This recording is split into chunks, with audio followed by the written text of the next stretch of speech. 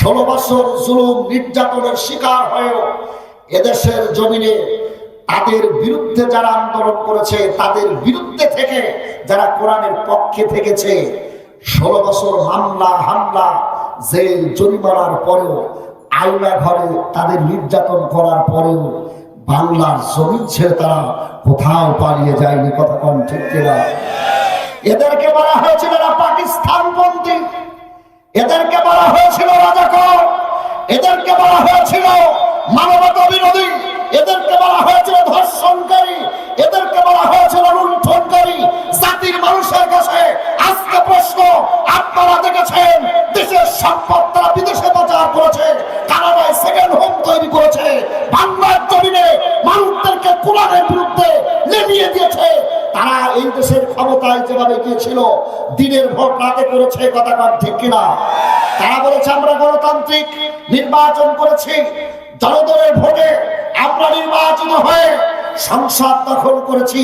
জাতির মানুষ দেখেছে নির্বাচনের যে প্যান্ডেল হয়েছে, নির্বাচনের যে আসন হয়েছে, জনগণের কোনো 3% অবস্থান ছিল না। তারা বলেছে 60 থেকে 70% মানুষের জনগণের প্রত্যক্ষ ভোটে আমরা নির্বাচন হয়ে ক্ষমতা এসেছি। এই দেশ থেকে আমাদের সরাবার, এই ক্ষমতা থেকে হারাবার কোন ক্ষমতা, কোন শক্তি, কোন দল বাংলার জমিতে পয়দা হয় নাই। যারা ডায়লগ দিয়েছিল, যাদের বিরুদ্ধে, যাদেরকে কষ্ট দিয়েছিল, তারা এই দেশে এখনো আছে না নয়? আর যারা বলেছিল আমাদের নিপাত হবে না, আমাদের ধ্বংস হবে না, বাংলার মানুষ দেখেছে 5ই আগস্ট যখন ক্ষমতা চলে গেল, 3টায় সিগনেচার করলো, 45 মিনিটের ভিতরে বাংলার জমিন ছেড়ে তার মামুর বাড়ি দিল্লিতে বাধ্য হয়ে গেল। কথা কর ঠিক কিনা? দিল্লিতে যাওয়ার 24 ঘন্টা পর সারা পৃথিবীর কমপক্ষে 24টা রাষ্ট্র থেকে রিপোর্ট হলো তার নামে। 24 ঘন্টায় রিপোর্ট হলো 8টি দেশ তার ভিসাকে ক্যান্সেল করলো। বাংলাদেশের মুসলমানদেরকে যারা অত্যাচার করেছ, আলেমদেরকে জেলখানায় মেরেছ, আল্লামা সাঈদীকে ধর্ষণ করেছ, আল্লাহর গজব হয়েছে তাদের উপরে। কথা বল ঠিক কিনা? নিষিদ্ধ হয়ে গেল, দেশ ছেড়ে তারা পালাতে পারে নাই। অনেকবার চেষ্টা করছে বাবু বাড়ি থেকে নানা বিয়াই বাড়ি যাবে, ওর কপালে চড়ছে না। আমি বলি ইসলামের বিরুদ্ধে ও যুবক, মাধবপুর গ্রামের যুব সমাজকে বলবো, জেনে বুঝে ইসলামের বিরুদ্ধে যাও না, লাভ হবে না। খাসিরা দুনিয়া ওয়াল আখিরা, দুনিয়াও যাবে, আখিরাতে চলে যাবে। কথা কম ঠিক কিনা? আল্লাহ রাব্বুল আলামিন বলেন, এই দুনিয়ার বুকে ইসলামকে ধরে যারা প্রতিষ্ঠিত থাকার জন্য চেষ্টা করেছে, তাদের গায়ে রক্ত গেছে। আল্লাহ নবী জনাব মুহাম্মদ রাসূলুল্লাহ সাল্লাল্লাহু আলাইহি ওয়াসাল্লাম মসজিদে নববীর ভিতরে বসে আছেন। মুতার যুদ্ধে সাহাবীদের জন্য নামের তালিকা লিপিবদ্ধ করছেন। কে যাওয়ার কষ্ট হচ্ছে আপনাদের? আমার কথা বুঝতে কষ্ট হচ্ছে আপনাদের? আমার কাছে এই মুহূর্তে খুব ভালো লাগছে কি জানেন? প্রত্যেকটা মানুষের খেয়াল মঞ্চের দিকে। আর আমি মনে করি এই মাধবপুর থেকে এমন যুবক, এমন ইমানদার আল্লাহ যেন পয়দা করে। বাংলাদেশে যদি কোরআনের শাসন প্রতিষ্ঠিত হয়, মাধবপুর থেকে যেন কালেমার আওয়াজ ওঠে। আল্লাহ কবুল করে পড়ি আমিন। যদি প্রয়োজন হয় জান দেওয়া দিতে পারবেন, যদি প্রয়োজন হয় ইসলামের জন্য রক্ত দেওয়া দিতে পারবেন, যদি প্রয়োজন হয় ইসলামের জন্য জেলে যেতে হয় যেতে পারবেন, যদি প্রয়োজন হয় কাফনের কাপড় বাঁধাই নিয়ে রাজপথে রক্ত হবে মিছিলে রাখতে পারবেন। তারা ইসলামের জন্য জান দিতে প্রস্তুত, মার দিতে প্রস্তুত, জিহাদের ময়দানে যেতে রাজি আছেন। দুহাত তুলে আল্লাহ পাককে দেখান।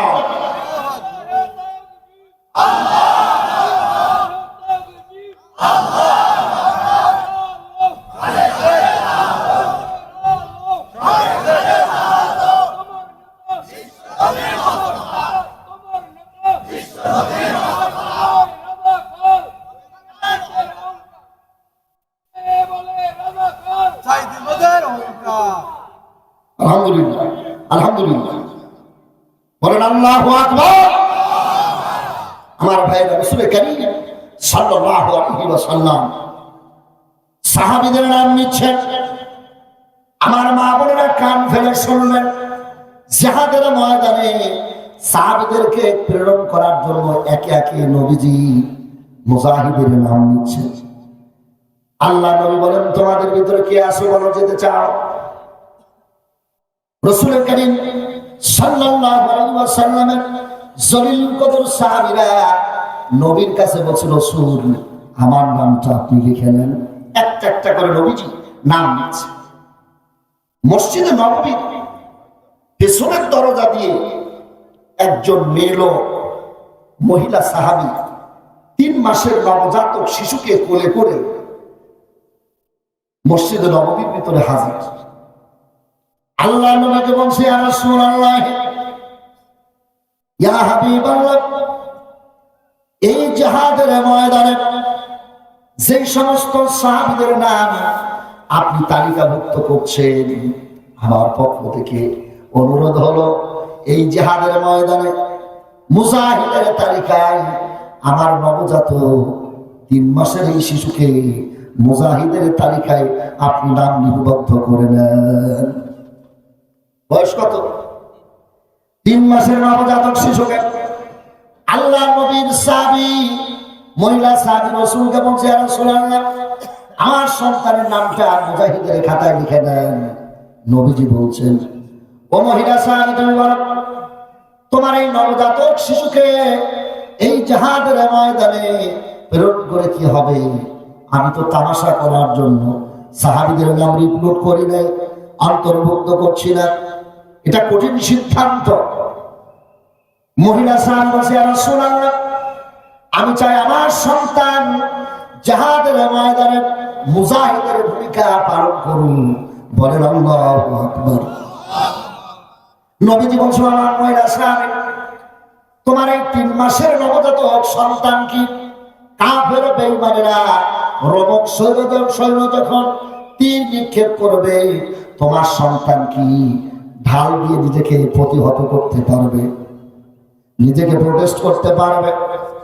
যদি তোমার কাফের বাহিনী যখন তরবারি আঘাত করবে, তোমার সন্তান কি তরবারি চালাতে পারে? মহিলা বলছে, তীর চালাতে পারে না, নিজেকে রক্ষা করতে পারে না, ঘোড়ায় চড়তে পারে না, তোমার এই নবজাতক শিশুকে জিহাদের ময়দানে নিয়ে কি লাভ হবে? মাধবপুর গ্রামের যুব সমাজ, মাধবপুর গ্রামের মা বোনেরা কান ফেলে শুনবেন। আল্লাহ নবীর কথা শুনে মহিলা সাহাবী বলছে, ইয়া রাসূলুল্লাহ, আমি জানি আমার সন্তান এই জিহাদের ময়দানে তীর চালাতে পারবে না, তরবারি চালাতে পারবে না, ঘোড়ায় চড়তে পারবে না, কাফেরদের আঘাত প্রতিহত করতে পারবে না, কিন্তু আমার সন্তানটা ইসলামের পথে আমি দান করে দিলাম। আমি বিধবা নারী, আমার পরিবারে এই জিহাদের ময়দানে যাওয়ার জন্য কোনো মানুষ নাই, আমার এই সন্তানটা ইসলামের পথে শহীদ হয়ে যাক, এইটা আমি চাই। সুবহানাল্লাহ।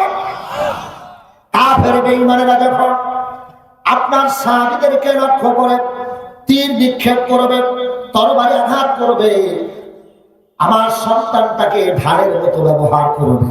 কাফেররা যখন তরবারি চালাবে, আমার সন্তানটাকে ঢালের মতো উঁচু করে ধরবে। কাফেরদের তরবারির আঘাতে আমার সন্তান কেটে টুকরো বিটুকরো হয়ে যাবে, আমার সন্তান শহীদ হয়ে যাবে। আমার সন্তানের রক্তের বিনিময়ে হলো নবীর সাহাবী সহ আল্লাহর নবী পৃথিবীতে জিন্দা থাকবে, এটাই আমার চিন্তা। জোরে বলেন সুবহানাল্লাহ। আমার সন্তানের রক্তের বিনিময়ে, আমার সন্তানের রক্তের বিনিময়ে আল্লাহর নবী সহ সাহাবীরা জিন্দা থাকবে, এইটা আমার জীবনের উদ্দেশ্যটাই আমার প্রত্যাশা। আমি বলবো, যুবক ভাইরা, এই রোমান সৈন্যদের রাসূল কারীম সাল্লাল্লাহু আলাইহি ওয়াসাল্লাম যখন বক্তব্য দিচ্ছে, পেছনে রোমক দেশের গোয়েন্দা বাহিনীর এক সদস্য বসেছিল, সে উঠে চলে গেল। আল্লাহ নবীর কাছে যখন এই কথা বলা হলো এই শিশুটার নাম মুজাহিদের তালিকায় লিখে নাও। আর গোয়েন্দা পেছন দিক থেকে উঠে চলে গেল। রোমের প্রেসিডেন্টকে গিয়ে বলল, রোমের প্রেসিডেন্ট, মুসলমানদের বিরুদ্ধে যে যুদ্ধের ষড়যন্ত্র এনেছেন, এই যুদ্ধ আপনি বন্ধ করেন। শুনছেন আমার কথা? শুনছেন আমার কথা? এই যুদ্ধ আপনি বন্ধ করেন। রোমের প্রেসিডেন্ট বলল, কেন? আমাদের সৈন্যবাহিনীর তুলনায় কি মুসলমানদের সৈন্য সংখ্যা বেশি? বলছিল না। তাদের চেয়ে কি আমাদের অস্ত্র, আমাদের চেয়ে কি তাদের অস্ত্র বেশি? বলছে না। আমাদের সৈন্য যদি হৃষ্টপুষ্ট এবং সুষম খাদ্য খায়, নবীর সাহাবার কি এরকম খাবার পান? বলছে না। রোমের প্রেসিডেন্ট বলছে, তাহলে কেন? গোয়েন্দা বলছে, শোনেন, আমি নিশ্চিত গ্যারান্টি দিয়ে বলতে পারি, এই জিহাদের ময়দানে 1 লক্ষ সৈন্য যখন আপনি মোতায়েন করেছেন, 3000 সৈন্যবাহিনীর সামনে আপনার সৈন্য সংখ্যা পদদলিত হবে, মুসলমানদের ইসলাম বিজয় হবে। জোরে বলুন আল্লাহু আকবার। রাষ্ট্রের ক্ষমতায় আমাদের বেশি, সৈন্য সংখ্যা আমাদের বেশি, অর্থের ক্ষমতায় আমাদের বেশি, রাষ্ট্রীয় ক্ষমতা আমাদের বেশি। বিজয় হবে ইসলামের কারণটা কি? বলতে শোনেন, আপনার সৈন্যবাহিনীর টার্গেট হচ্ছে 2টা। যুদ্ধরত অবস্থায় যদি নারী পায় আর মদের বোতল, ওরা যুদ্ধকে পরিহার করে মদের বোতল এবং নারী নিয়ে তারা ব্যস্ত হয়ে পড়বে। যেই সমস্ত সাহাবীরা এই জিহাদের ময়দানে আসছে, এরা এমন সাহাবী, নারী রবি তো দূরের কথা, বাসর রাতে নববধূকে রেখে জলবায়ুর মতো কাপড় মাথায় দিয়ে রোমক সৈন্যদের বিরুদ্ধে জিহাদের ময়দানে আসছে। আমি নিশ্চিত ওই সাহাবীদের টার্গেট একটা, মরলে শহীদ, বাঁচতে গাজী। আল্লাহু আকবার বলুন, জোরে বলুন আল্লাহু আকবার। তাদের টার্গেট শহীদ হওয়া, এরা কখনো হারবে না। আর যাদের টার্গেট হচ্ছে দুনিয়া দখল করা, এরা কখনো জিতবে না। কথা ঠিক না বেঠিক? ওরা বলেছিল, বিগত 16 বছরে ওরা বলেছিল রাষ্ট্রীয় ক্ষমতা আমাদের, ঠিক কিনা? জোরে বলেন ঠিক কিনা? রাষ্ট্রীয় ক্ষমতা আমাদের, প্রশাসনের ক্ষমতা আমাদের, অস্ত্রের ক্ষমতা আমাদের, অর্থনীতি আমাদের, সব আমাদের হাতে। একটাও বাঁচিয়ে রাখবো না। যেখানে যারে পাও, যদি কেউ আমাদের বিরুদ্ধে কথা বলে, পিটায় লাশ করে দিবা আর আমাদের কাছে দেখা করবা। এই মামলাও গিয়ে থানায় গেছে, পুলিশ মামলা পর্যন্ত নেয়নি। কথা কোন ঠিক কিনা? বাংলাদেশের মানুষ এও দেখেছে 2006 সালে 28 অক্টোবর লগি বৈঠার আন্দোলনে যখন তারা আক্রমণ শুরু করলো, 6 জন ভাইয়ের লগি বৈঠার আঘাতে তারা হত্যা করলো। 6 জন ভাই শহীদ হয়ে গেল। শহীদ জসিম ভাইয়ের মরা লাশের উপরে তারা নৃত্য করেছে।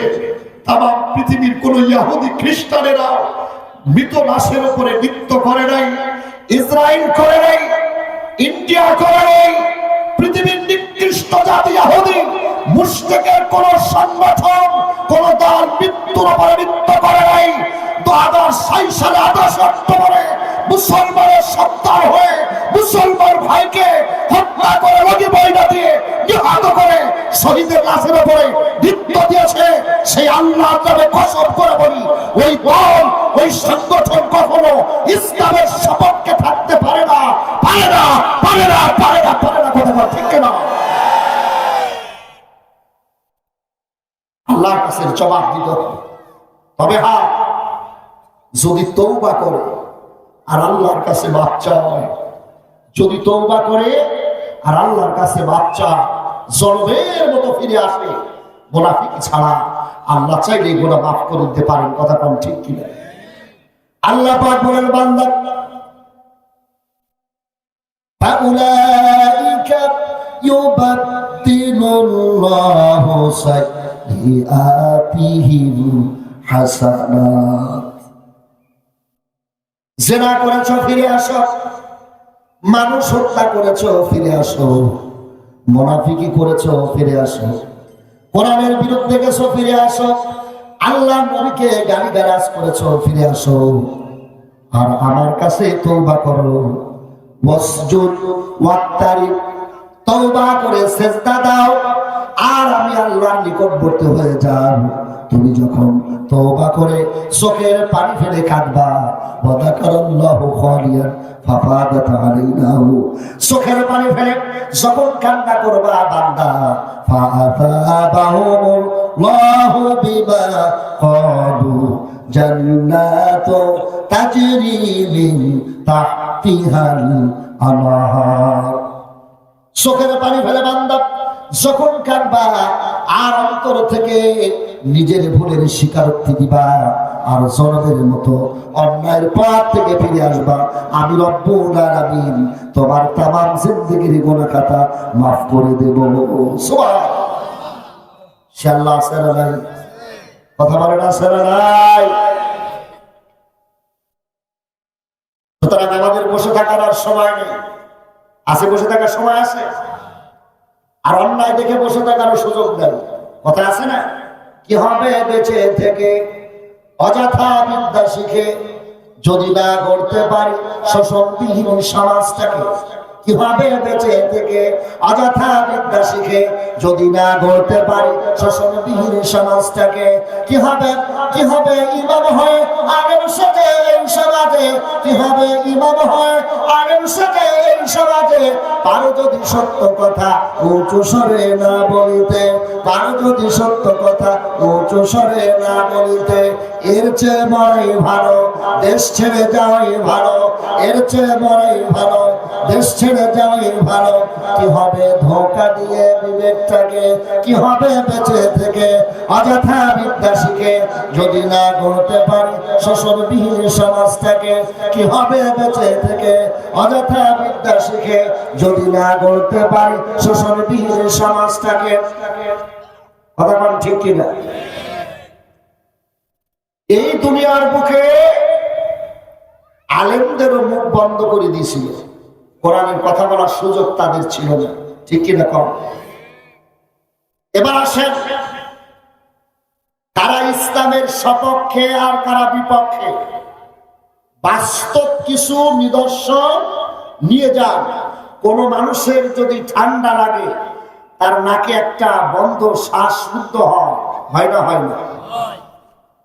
যদি গায়ে জ্বর আসে, গা গরম হয়, যদি স্ট্রোকের ভাব হয়, হাঁটতে গিয়ে বুকের ভিতরে ব্যথা হয়, এগুলা স্ট্রোকের লক্ষণ। ডায়াবেটিস হলে হাত পা ফুলে যেতে পারে, আপনার যখন তখন মারাত্মক রোগ হতে পারে, ঘন ঘন আপনাকে ওয়াশরুমে যেতে হতে পারে। ঠিক কিনা কন? এগুলো তো রোগের লক্ষণ। আপনি কিভাবে বুঝবেন ইসলামের পক্ষে আছেন নাকি ইসলামের বিপক্ষে আছেন? যারা ইসলামের বিপক্ষে আছে এরা বলবে আমরা ধর্ম নিরপেক্ষবাদী। আমরা কি বাদী? ধর্ম নিরপেক্ষবাদী। এদের চিনিবার উপায়, ধর্ম নিরপেক্ষবাদীরা সব ধর্মকে সমর্থন করে ইসলাম ছাড়া। ঠিক বলেছে একজন 9 জন সুর। দেখেন ধর্ম নিরপেক্ষ জিনিস আমার সামনে বসে থাকে, হুজুর ওয়াশরুম থেকে সব কথা বলতে পারবে। ধর্ম নিরপেক্ষবাদীরা সব ধর্মকে সমর্থন করে ইসলাম ছাড়া।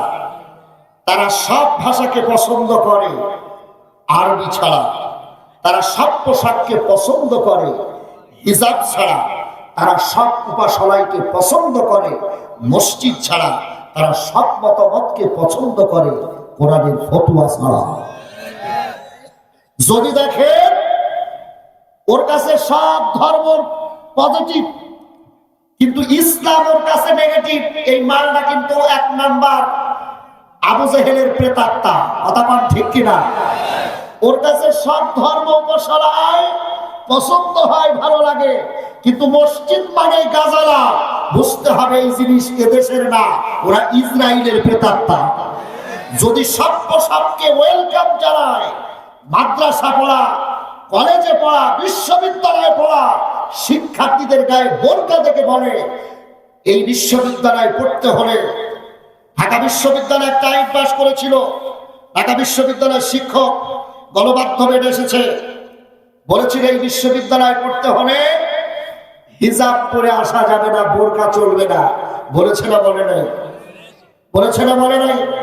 ঢাকা বিশ্ববিদ্যালয় বলেছে ওর কাছে সব পোশাক পজিটিভ, হিজাব হচ্ছে নেগেটিভ, ওর কাছে সব মতামত ভালো, সব মতামত অ্যালবার্ট আইনস্টাইন, সব মতামত চলবে, নিউটনের গতিসূত্র চলবে, সব চলবে, কিন্তু ইসলামের ফতোয়া, কোরআনের ফতোয়া দিয়ে পার্লামেন্ট চলবে, এটা তারা মানতে নারাজ। এই জিনিস যদি কেউ, এই মতামত যদি কেউ কোন জামাত ইসলামের লোক করে, একদম সাক্কা কাফের। এই কাজ যদি কোন বিএনপির ভাই করে, সাক্কা কাফের। এই কাজ যদি কোন আওয়ামী লীগের ভাই করে, 24 ক্যারেটের কাফের। এই কাজ যদি কোন ইসলামী দলের সংগঠন নেতা কর্মী স্বীকার করে, 24 ক্যারেটের কাফের। যদি কোন মুসলমান প্রত্যক্ষ পরোক্ষ এই কাজকে সমর্থন করে, যদি বুঝতে পারেন, বুঝতে হবে এটা মুসলমানের জাত হতে পারে না। দোয়াশলা হলে মুনাফিক হবে। এই দোয়াশলারা সরাসরি বলবে না কোরআনের আইন চাই না, এই দোয়াশলা বলবে না এরা হিজাব চাই না, এই দোয়াশলারা বলবে না ইসলামের বিরুদ্ধে কোনো কাজ ওপেন করা যাবে। এরা গোপনে গোপনে আপনাকে শেষ করে দেবে। কথা কন ঠিক কিনা? এরা আবার কিন্তু ইসরায়েলি ইহুদিদের চাইতো মারাত্মক। যদি গোপনে গোপনে আপনার সাথে থেকে ইসলামের সর্বনাশ ঘটায়, তাহলে এরা সবচেয়ে বড় বিপজ্জনক। রেফারেন্স দিয়ে একটা আব্দুল্লাহ ইবনে রাসূল কারীম সাল্লাল্লাহু আলাইহি ওয়াসাল্লামের একজন সাহাবী যায়েদ বিন হারিসা, নামটা মনে থাকবে? যায়েদ বিন হারিসা গত কয়েকদিন আগে প্রোগ্রামে হাদিসটা বলেছিলাম, রেফারেন্স আনতে এই হাদিসটা আবার আমি পুনরাবৃত্তি করছি অনুমতি নিয়ে। যায়েদ বিন হারিসা রাসূল কারীম সাল্লাল্লাহু আলাইহি ওয়াসাল্লামের বালক পুত্র। তিনি একদিন সিদ্ধান্ত নিলেন ব্যবসার উদ্দেশ্যে সিরিয়ায় যাবেন। কোথায় যাবেন? যায়েদ বিন হারিসা রাদিয়াল্লাহু তাআলা আনহু সিরিয়ার উদ্দেশ্যে ব্যবসার জন্য যাবেন। তার মাল সামানা নির্দিষ্ট পরিমাণে যা প্রয়োজন সবকিছু গুছাই দিয়ে রওনা হয়েছে। তিনি একা দাঁড়ায় আছে, হঠাৎ একজন জুব্বা পরা লোক, টুপি পরা লোক, মাথায় পাগড়ি, গায়ে জুব্বা, ইসলামিক ড্রেস, সেটা পরে সে যায়েদ বিন হারিসা রাদিয়াল্লাহু তাআলা আনহু কাছে এসে বলছে, আপনি কোথায় যাবেন? বলছে, আমি যাবো অমুক জায়গায়। তো যাচ্ছেন তো একা, আমি কি আপনার সফর সঙ্গী হতে পারি? বেশ ভালো, চলুন, আপনি আমার সাথে চলুন। যায়েদ বিন হারিসা সাথে করে রওনা হলেন। বেশ কিছু দূর যাওয়ার পর বিশাল একটা মরুভূমি এলাকা, রাসূলের সাহাবী নবীর পালক পুত্র যায়েদ বিন হারিসা, কোরআনুল কারীমের ভিতরে একজন সাহাবীর নাম কোরআনে আছে। কয়জন সাহাবীর নাম? একজন সাহাবীর নাম কোরআনে আছে, তার ভিতরে যায়েদ বিন হারিসা একমাত্র সাহাবী। এই সাহাবী ছাড়া আবু বকর, ওমর, উসমান, তালহা, জুবায়ের, খাব্বাব, খুবাইব, আশারে মুবাশশারার কোন সাহাবীর নামও কোরআনে সরাসরি নেই। যায়েদ বিন হারিসা রাদিয়াল্লাহু তাআলা আনহু রওনা হয়েছেন। ইতোমধ্যে পথিক এসে বলে, আমি কি আপনার সহযোগী হব, সফর সঙ্গী হতে পারি? বেশ কিছু দূর পথ অতিক্রম করার পর যায়েদ বিন হারিসা একটু ক্লান্ত হয়ে গেল। উনি তখন বললেন, আমার শরীর একটু ক্লান্ত লাগছে, আমি একটু বিশ্রাম নিই। একটা গুহার ভিতরে ঢুকলেন, বলেন আমি এখানে একটু ঘুমিয়ে নিই, একটু বিশ্রাম করি, এরপরে আবার যাত্রা শুরু করি। পাগড়ি পরা, জুব্বা পরা এই লোকটা বলছে, আপনি ঘুমাবেন, আমি আপনার পাশে গিয়ে ঘুমাতে চাই না, আমাদের কাছে কিছু প্রয়োজনীয় টাকা পয়সা আছে, শত্রু বাহিনী কেউ এসে হামলা করতে পারে, আমি আপনাকে এই সময়টুকু গুহার বাইরে দাঁড়িয়ে পাহারা করি, আপনি ঘুমান, আমি বাইরে পাহারা করি। যায়েদ বিন হারিসা ঘুমিয়ে গেলেন। তিনি চিনতে পারেন না কাকে সপসঙ্গী হিসেবে নিয়েছে। ঘুম যখন গভীর হয়ে গেল, বুঝছেন আমার কথা, ঘুম যখন গভীর হয়ে গেল, যায়েদ বিন হারিসা রাদিয়াল্লাহু তাআলা আনহু যার সাথে করে গেছে চিনতে পারে নাই। বাইরে দাঁড়িয়ে থাকা সেই লোকটা আপাতমস্তক ইসলামিক ড্রেস, আর মনের ভিতরে টার্গেট হলো নবীর সাহাবীকে হত্যা করা। কি করা? সে বলল সারা জীবনের স্বপ্ন যায়েদ বিন হারিসাকে দুনিয়ার বুক থেকে বিদায় করে দেব, কিন্তু আমি কোন সময় মদিনার জমিনে যায়েদকে আক্রমণ করার কোন সুযোগ পাইনি। টার্গেট পাইছি, সুযোগ এসে গেল। ওই মুনাফিক গুহার ভিতরে ঢুকে যায়েদ বিন হারিসার দুই হাত বেঁধে ফেললো, দুই পা বেঁধে ফেললো, চার হাত পা এক জায়গায় বেঁধে ঘুমের ঘরে নবীর সাহাবী রাসূল করিম সাল্লাল্লাহু আলাইহি ওয়াসাল্লামের পালক পুত্রকে হাত পা বেঁধে গুহার ভিতরে ফেলে রেখে এইবার তরবারি বের করলো। তার টার্গেট হলো ঘুমের ঘরে নবীর সাহাবীকে দুনিয়ার জনগণের মতো দুনিয়া থেকে বিদায় করে দেবে। যখনই তরবারি আঘাত করতে গেছে, আল্লাহ রাব্বুল আলামিন আরশ থেকে নির্দেশ দিলেন, জিবরাইল রাসূল করিম সাল্লাল্লাহু আলাইহি ওয়াসাল্লাম আমার হাবিবের পালক পুত্র সন্তান যায়েদকে হত্যা করছে। এই মুনাফিক, টুপিদারি জুব্বা পরা মুনাফিক নবীর সাহাবীকে শেষ করে ঠেকাও, কাছে যাও। হযরত জিবরাইল আলাইহিস সালাম সিদরাতুল মুনতাহায় ছিলেন, ওই সময় ছিলেন 6 আকাশ উপরে। ওই জায়গা থেকে জিবরাইল আলাইহিস সালাম বললেন, ফালা তাকতুলুহু ইয়া মুনাফিক, আই মুনাফিকের বাচ্চা, যায়েদ বিন হারিসাকে হত্যা করবি না। গুহার ভিতরে বুকের ভিতরে তরবারি ঢুকায় দিবে। এই সময় যখন শব্দ হয়েছে আসমান থেকে, খবরদার যায়েদ বিন হারিসাকে হত্যা করবি না। আমার ভাইয়ের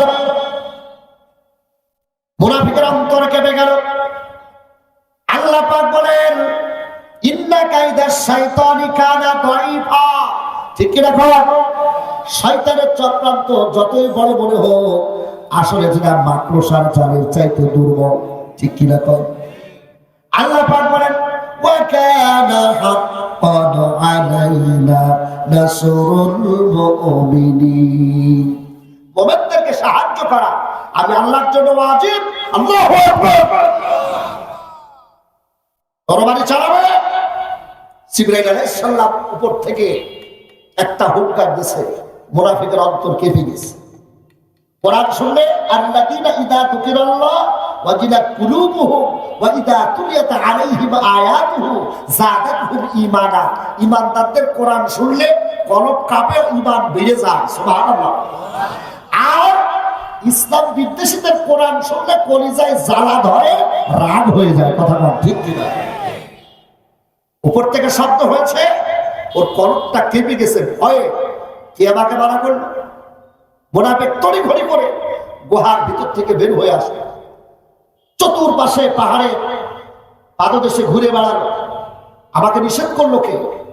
যায়েদ বিন হারিসাকে হত্যা করা যাবে না, এ কথা বললো কে? খুঁজে পাচ্ছে না।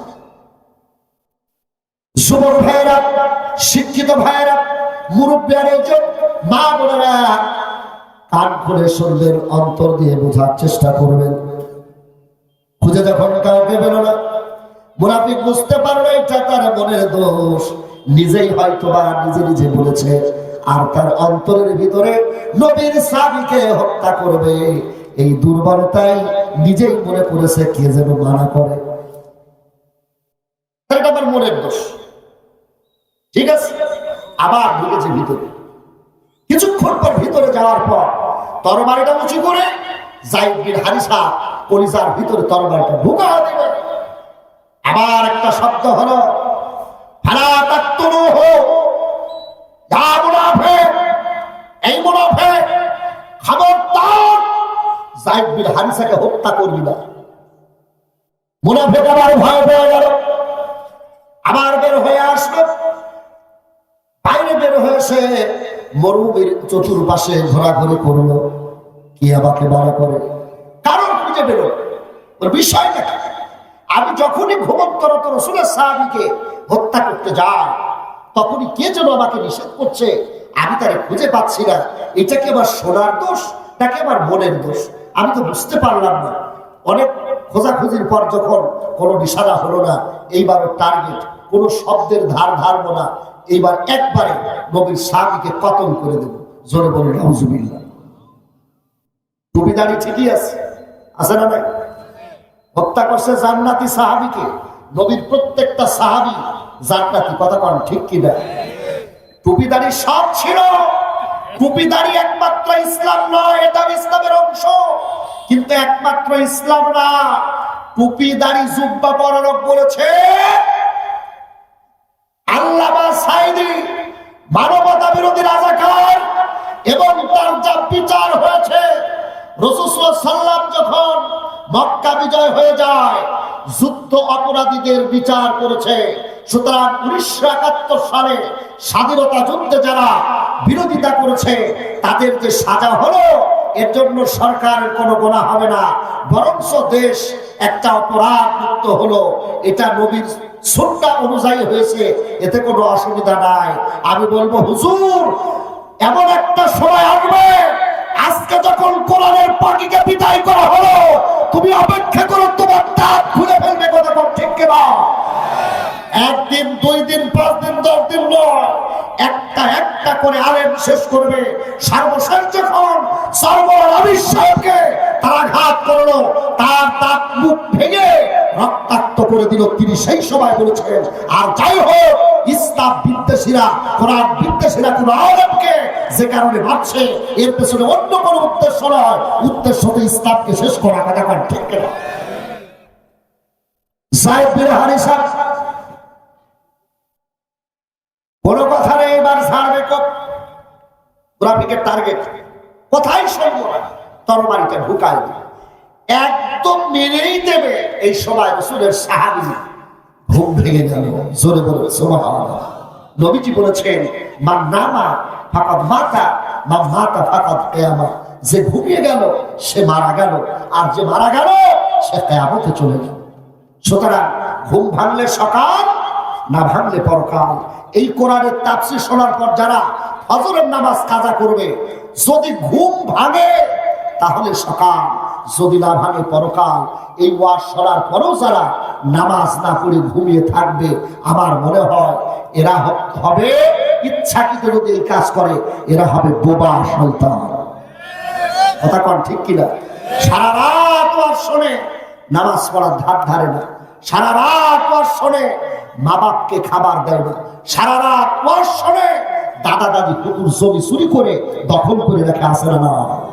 তোমার ওই নামাজে, তোমার ওই রোজায় নাজাত হবে? হবে? সুদের টাকায় যদি কেউ হজ করে, হজ করে যদি সে ফেরত আসে, সে যখন জমিনে পা দেবে নিজ ভূমিতে, ও জীবনে যা গুনাহ করেছিল, যদি হালাল টাকায় হজ করে, জমিনে ফিরে আসার সাথে সাথে তার অতীতে সব গুনাহ মাফ ও মাসুম বেগুনাহ হয়ে যাবে। আর যদি হারাম টাকায় হজ করে, শুধু দেশে ফিরে আসবে, ফিরে আসার সাথে সাথে জীবনে যা গুনাহ করেছে সব দমন হয়ে যাবে। অস্ট্রেলিয়ার কথা শুনতে আরো ভালো ভাব বলবেন আমার কবির বিন সামাদ ভাই। আমার ভাইরা, টার্গেট নিয়ে পরিস্থিতির আলোকে এইবার শেষ কোপ চালাবে। রাসূলের সাহাবীর ঘুম ভেঙে গেছে, তাকায় দেখে যাকে সফর সঙ্গে নিয়েছে, হাতে তরবারি, হযরতে যায়েদ বিন হারিসা রাদিয়াল্লাহু তাআলা আনহু। জিজ্ঞাসা করছে, কি ব্যাপার, তোমার হাতে তরবারি কেন? তো বলছে যে আমি তরবারি এই কারণে নিয়েছি, তোমাকে দুনিয়া থেকে বিদায় করে দেব। বলে আমার অপরাধ? বলে অপরাধ হচ্ছে এক আল্লাহর প্রচার করো আর রাসূলের আনুগত্য করো। আমার সারা জীবনের স্বপ্ন তোমাকে দুনিয়া থেকে বিদায় করা, কিন্তু পরিকল্পিতভাবে তোমার সফরসঙ্গী হয়ে আমি তোমার সাথে এসেছি, এখন তোমাকে হত্যা করব। যায়েদ বিন হারিসা আমার হাত পা বাঁধলো কে? বলে আমি। কেন বাঁধলে? যেন আমি তোমাকে হত্যা করি, তুমি ওই হত্যার প্রতিবাদ করতে না পারো, তোমাকে শেষ করায় আমার টান। আমার ভাইয়ের খারাপ লাগে ভাই। যায়েদ বিন হারিসা রাদিয়াল্লাহু তাআলা আনহু বলেন, হাত পাকে তো তুমি কি বোঝাতে চাও? আল্লাহ পাক বলেন, যারা ইমানদারদের হাতে বেড়ি পরাবে কিয়ামতের ময়দানে আল্লাহ পাক তাদের আপাদ মস্তকে বেড়ি পরাবে। কথাটা ঠিক কিনা? খুজুহু ফাগুল্লুহু সুম্মান জাহিমা সাল্লুহু, ওদের ধর, ওদের হাতে পায়ে বেড়ি পরা আর আমার জাহান্নামে নিক্ষেপ কর। এটা কিয়ামতের দিন আল্লাহ অপরাধীদেরকে বলবে। আর আমি বলবো, বাংলাদেশের হক্কানি আওলাদদেরকে যারা গ্রেফতার করলো, হাতে পায়ে বেড়ি পরালো, আল্লামা মামুনুল হকের মতো মানুষকে যারা ধর্ষণ করালো, আল্লামা সাঈদীর মতো মানুষকে যারা মানবতা বিরোধী বললো, আমির হামজার মতন হক্কানি ইসলামী আন্দোলনের দায়ী কোরআনের মুফাসসিরকে তারা 365 দিন, প্রায় 965 দিন জেলের ভিতরে বন্দী করে নির্যাতন করলো, নিষ্ঠুর ভাবে নিদারুণ ভাবে অত্যাচার করলো। এদের বিচার বাংলার জমিনেও হবে, কিয়ামতের ময়দানেও হবে। কথা কোন ঠিক কিনা? চলে বলেন ঠিক কিনা? এই অন্যায় অপরাধ মেনে নেব, আর কোন আলেমের বই ফাঁসির তলে উঠতে দেব না। প্রয়োজন হয় জান দেব, প্রয়োজন হবে শহীদ হব, প্রয়োজনে জিহাদের ময়দানে থাকবো। কথা কোন ঠিক কিনা? এই বাবা, বুঝো তোমার হাতে বড়ি কেন? তোমার বেঁধে ফেলেছি তুমি যেন আমার প্রতিবাদ করতে না পারো। 4 হাত পা বেঁধে সেই কারণে। মুনাফিক বলছি, শোনো যায়েদ বিন হারিসা, তোমার সাথে একটা কথা আছে। কি কথা বলো? তুমি যে বলো আলাইসাল্লাহু বিকাফিল আবদাত, বান্দার সব বিপদ আপদে আল্লাহ পাক রক্ষা করতে পারে, বান্দার জন্য আল্লাহ যথেষ্ট। যায়েদ বিন হারিসা রে, যে আল্লাহর কথা বলো, যে রাসূলের কথা বলো, এখন গুহার ভিতরে তোমাকে আমি হত্যা করব, তোমার আল্লাহ তোমাকে ঠেকা। কথা বুঝতে কষ্ট হচ্ছে? কোন হাতে পায়ে বেড়ে পড়া, আমি তোমাকে এখন মারবো, তোমার কলিজার ভিতরে তরবারি ঢুকাবো। তুমি এক আল্লাহর গোলামি করো, এখন তোমার সে আল্লাহ এসে তোমাকে বাঁচা, দেখি তোমার আল্লাহ কেমনে তোমার বাঁচাতে পারে। যায়েদ বিন হারিসা বলছে, তোমার কি মনে হয় আমার আল্লাহ অন্ধ? আমার আল্লাহর আর কোনো ক্ষমতা নাই? তুমি কি মনে করো? আমার আল্লাহর কাছে গুহার ভিতরেও যা, গুহার বাইরেও তা। কথা কম ঠিক কিনা? আল্লাহু সামিউন বাসীর, আল্লাহ সব দেখেন, আল্লাহ সব শোনেন, সব আল্লাহ দেখতে পাচ্ছে, সব আল্লাহ শুনতে পাচ্ছে। 8 বছর আর 12 বছর আয়না ঘরে কি করেছ? গোটা বাংলাদেশের 16 কোটি মানুষ জানতে না পারে আল্লাহ আদালতে এর বিচার কিন্তু হয়ে যাবে। কথা কর ঠিক কিনা? তোমার নৌকা ফুটো হয়ে গেছে, তোমার নৌকার আর কাজ হবে না। আর নৌকাপন্থী ভাইদেরকে বলবো, ভাই খালা পালাইছে, আর বেশি লাফালাফি করবেন না, তওবা করেন, মসজিদে ঢোকেন, আলেমদের সাথে সম্পর্ক রাখেন। কথা কন ঠিক কিনা? আলেমদের সাথে সম্পর্ক রাখলে লস হবে না লাভ হবে? ধরে বলে লস হবে না লাভ হবে? এই না, যায়েদ বিন হারিসা বলছে, তুমি আমাকে মারবা? হ্যাঁ, আমার আল্লাহ তোমার কাছ থেকে তুমি আমাকে বাঁচাতে পারবে না। আমি বিশ্বাস করি, তো যদি ক্ষমতা থাকে তোমার আল্লাহ আমাকে আমার হাত থেকে তোমাকে বাঁচা। ভাইরা